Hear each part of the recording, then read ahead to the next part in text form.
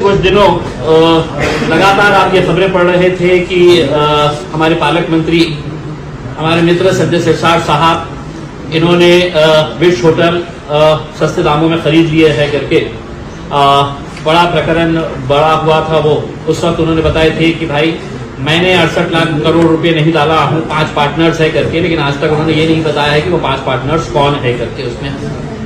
लेकिन मैं आपको बताता हूं कि एक पार्टनर उनका बेटा था जिसके नाम के ऊपर ये होटल ली जा रही थी, और दूसरी पार्टनर उनकी पत्नी थी जिसका एफिडेविट उन्होंने ऑलरेडी है तो सबमिट किया था, और उन्होंने उसका पैसा भर के, उनकी पत्नी भी थी। अब हम उम्मीद कर रहे थे कि तीसरा चौथा पार्टनर कौन है करके, और वो बहुत एक मुमकिन है कि उनके घर वाले ही थे करके, वरना वो बता देते थे।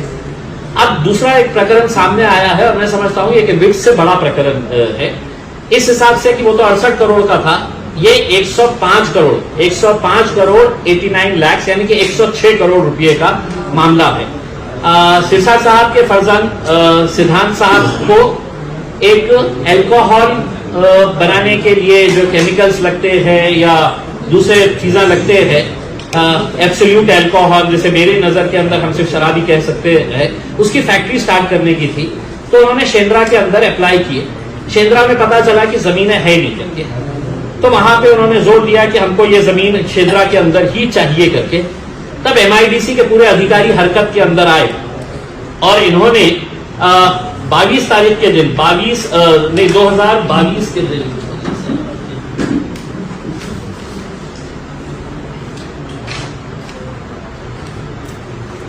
ये टाइमलाइन है कि 2022 के अंदर ये इनके लड़के ने एप्लीकेशन किया। 3 जून 2022 को लोकल जो कमेटी होती है MIDC की, जो ये सुझाव देती है कि ये ठीक है, ये प्लॉट अगर रिजर्व है तो उसको हम डी रिजर्व कर रहे हैं करके।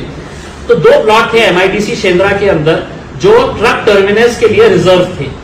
एक है तो A और B ब्लॉक के अंदर था जिसके अंदर 250 के करीब ट्रक्स रुकने वाले थे, और उसका आधा यानी कि 42,000 स्क्वायर मीटर का ट्रक टर्मिनस एक ब्लॉक में था, और दूसरे ब्लॉक के अंदर उसका आधा 21,000 स्क्वायर मीटर 21,275 स्क्वायर मीटर का दूसरा ट्रक टर्मिनस रिजर्व था।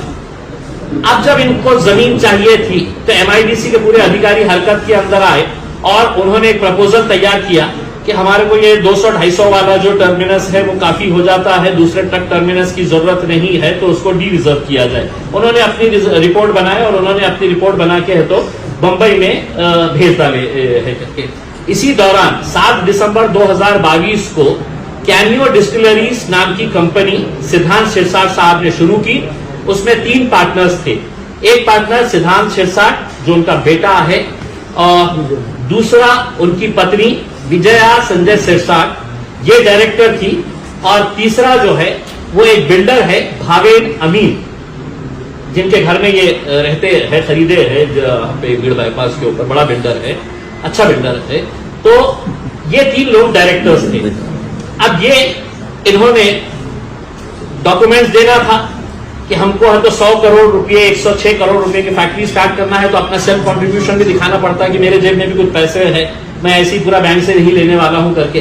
तो कितना पैसा इनको देना था, तो 26 करोड़ रुपया इन्होंने खुद लिख के दिया अपने एप्लीकेशन के अंदर कि 26 करोड़ रुपये जो है 26 करोड़ 47 लाख ये हम अपने जेब से देंगे करके, ये इनके अपने डॉक्यूमेंट में है। और हम लोग 79 करोड़ 42 लाख रुपीस हम बैंक से लोन लेंगे। तो ये जैसे ही इनको अलॉट हुआ तो जो बिल्डर था भावेन अमीन वो ये कंपनी से बाहर हो गया, यानी कि सिर्फ उसका अकाउंट का बैंक स्टेटमेंट इस्तेमाल करने के लिए उसको डायरेक्टर बनाया गया था। जमीन मिल गई तब तो बाहर हो जा, बाहर हो गया। अब आज की घड़ी के अंदर सिर्फ 2 ही डायरेक्टर्स हैं, उनके बेटे और उनकी पत्नी। हमारा ये सवाल है कि ये 2-3 महीने के अंदर ये जो कार्रवाई हुई, लैंड अलॉट भी हो गया है, वहां पे काम शुरू भी हो गया है फैक्ट्री का। अब हम ये 2-3 सवाल करना चाह रहे हैं। MIDC ने हमको ये सवाल जवाब देना कि क्या जरूरत थी कि आपने ट्रक टर्मिनस को डी रिजर्व किए। क्या आपको ऐसा लगा कि 42,000 स्क्वायर मीटर के अंदर 250 ट्रक खड़े रहते हैं और उसका एग्जैक्टली 21,275 स्क्वायर मीटर के अंदर यानी कि 50% उतनी जगह के अंदर आपने बोले कि 70-80 रहते हैं, जबकि उसूलन अगर वहां पे 250 रहते हैं तो आधी जमीन के अंदर 125 होना चाहिए था। तो लेकिन उनको कहानी बनाना था, मुंबई को भेजने के लिए उन्होंने कहा कि नहीं उतने काफी है, यहाँ पे तो सिर्फ 70-80 बसेस ट्रक्स खड़े रहने वाले थे, तो इसको डी रिजर्व कर दिया जाए करके, और वो डी रिजर्व हो गया। और वो प्लॉट किसको अलॉट हुआ? तो ये कैमियो डिस्टिलरीज को अलॉट हुआ। अभी इनके सिर्फ 2 ही डायरेक्टर है। हम एमआईडीसी से पूछ रहे हैं पिछले 3-4 सालों के अंदर कितने एप्लीकेशंस आए थे कि शेंद्रा में हमको जमीन चाहिए, और आपने लिख कर दिया था कि हमारे पास 1 इंच भी जमीन नहीं है।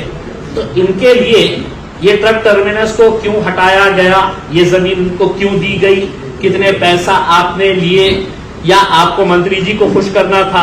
और दूसरा, हम मंत्री जी से ये पूछना चाहते हैं कि विट्स के वक्त में आपने ये बोला था कि ऐसा थोड़ी है कि हमने 65 करोड़ रुपए ला लिए है करके 68 करोड़ रुपए, हम 5 पार्टनर्स थे, बोले सबने 2-2, 3-3 करोड़ रुपए लेने वाले थे, बैंक लोन देने वाला था, बैंक हमारे घर पे आके लोन देती है, कैसे शब्द होते थे हमसे, बैंक हमारे घर पे आके देते हैं करके, अगर इमेज अच्छी हो तो करके। हम बैंक यूको बैंक से पूछना चाहते हैं, इनकी पत्नी के नाम के ऊपर 5.5 करोड़ रुपए का आपने लोन दिए है, जबकि इनकी महीने साल की इनकम 25 लाख रुपए है, एफिडेविट में दिया हुआ है करके।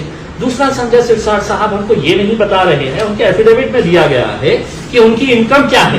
तो उनकी इनकम है जो उनको पगार मिलती है महाराष्ट्र सरकार की तरफ से, आमदार इस हैसियत से जो काम करते हैं, जो महीने की 1 लाख, 2 लाख, 3 लाख रुपए जो भी होगी वो। और उसके साथ साथ उन्होंने बताया है कि मेरी पगार दूसरी जो है वो कंस्ट्रक्शन कंपनी और बिल्डर के पास से मिलती है करके। तो ये कौन कौन सी कंस्ट्रक्शन कंपनी के अंदर आपकी हिस्सेदारी है, भागीदारी है, ये भी हमको थोड़ा सा बता दे करके। और इसके अंदर तो कोई दुमत है ही नहीं, डॉक्यूमेंट्स आपके बता रहे हैं। विजया संजय सिरसाट डायरेक्टर कैमियो और दूसरे डायरेक्टर है उनके बेटे। तो अब ये कहानी मत सुनाइए हमारे को कि इसके अंदर 20 डायरेक्टर्स थे, वो लोग सब जने हैं तो पैसे डालने वाले थे करके उसमें। तो जो है, और मेरी उम्मीद यही है कि जल्द से जल्द इसके ऊपर खुलासा हो जाए ताकि कोई डॉक्यूमेंट के अंदर हेर फेर ना हो, एमआईडीसी भी इसके अंदर कोई हेर फेर ना करे। और संजय सिरसाट साहब ने ये प्रकरण जब बिट्स का आया था तो उन्होंने कहा था की काय मराठी माणसाने उद्योग करायचे का नाही आहे? करायचा आहे, मी पण मराठी माणूस आहे, मराठी माणसाने पुढे जावं, चांगलं काम करावं, रोजगार उपलब्ध करू द्यावं। आणि सांगता सांगता तुम्ही हे सांगितलं होतं की आता वीजचं प्रकरण माझ्यासाठी संपलेलं आहे, मी माझ्या मुलाला सांगितलेलं आहे ते बंद करा आता या प्रकरणामध्ये जेव्हा तुम्ही दिलं हे डॉक्यूमेंट, नहीं ये प्रकरण में जब आपने डॉक्यूमेंट्स दिए हैं तो उसमें आपने खुद ने कहा है कि 26 करोड़ रुपए 26.5 करोड़ रुपए हम अपने जेब से देने वाले हैं। तो वो कहां से देने वाले हैं? और दूसरा फिर आपने कहा कि मैं मेरे लड़के को बोलूंगा क्या बड़ा पाव की बात नहीं। सिरसाट साहब, बड़ा पाव जो है ये आज भी गरीब लोग जो है वो उसी बड़ा पाव के ऊपर जिंदा है, जो गरीब ठेला लगा के बड़ा पाव बना रहा है और गरीबों को खिला रहा है। आपको बड़े पाव की जरूरत नहीं है। क्यों? आपके पास तो इतने कंपनीज है कि आप क्या क्या नहीं कर सकते हैं। ये साई सृष्टि इंफ्राटेक प्राइवेट लिमिटेड, ये आपकी कंपनी है, इसमें आपका बेटा, आपकी बेटी इसमें डायरेक्टर्स है। फिर आप होटल स्टार्ट करने वाले थे, वो होटल के अंदर भी आपकी पार्टनरशिप है, Sirsat hotels and resorts private limited. ये इतने सारे कंपनीज है आपके, जिसके जरिए है तो आपको वड़ा पाव कभी भी ठेला लगाने की जरूरत नहीं आएगी, हमको ऐसा उम्मीद है।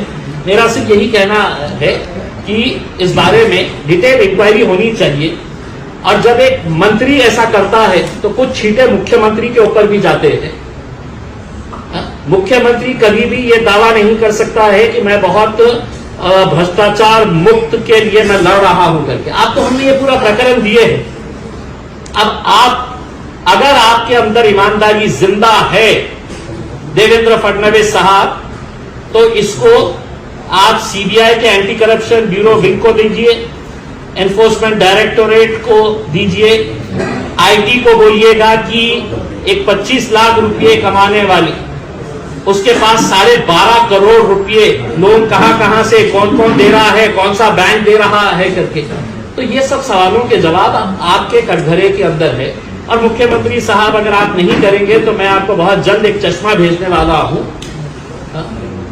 जिसके ऊपर आपका नाम लिख के भेजूंगा कि हो सकता है कि आपको बगैर चश्मे के दिखाई नहीं दे रहा होगा, हम जो बोल रहे हैं वो सुन नहीं रहे होंगे उसमें। तो इसलिए ये प्रकरण विट से ज्यादा गंभीर है। और मेरी उम्मीद ये है कि हो सकता है कि हमारे पालक मंत्री का स्वभाव देखते हुए सगळे वेड़े आहे, सगळ्यांना अक्कल नहीं आहे, काही काम त्यांना उनको कुछ समझ में नहीं आता है, सब बावट है, ये इसी तरह का रिएक्शन देते हैं। तो मैं उनसे अनुरोध करूंगा, ये तो सिर्फ एक ही है, आगे आगे देखिए होता है क्या करके। और सिर्फ आप ही नहीं, कुछ और भी मंत्रियों के बारे में, कुछ और भी बड़े नेताओं के बारे में प्रकरण निकाल रहे हैं। लेकिन मुझे अधिकारियों ने बताया है कि खास तौर से इम्तियाज जलील के हाथ में कोई डॉक्यूमेंट नहीं देना है करके। उन अधिकारियों को ये कह रहा हूं कि आप जिस कुर्सी के ऊपर बैठे हैं ईमानदारी से बैठिएगा। आप as a ex MP, ex MLA मुझे डॉक्यूमेंट्स नहीं देंगे तो गवर्नमेंट ने राइट टू इन्फॉर्मेशन के अंडर में दिया, वो आपको डॉक्यूमेंट्स देना पड़ेगा। तो आने वाले कुछ दिनों के अंदर और भी कुछ बातें सामने आएंगी और वो भी उतनी ही चौंकाने वाली रहेगी।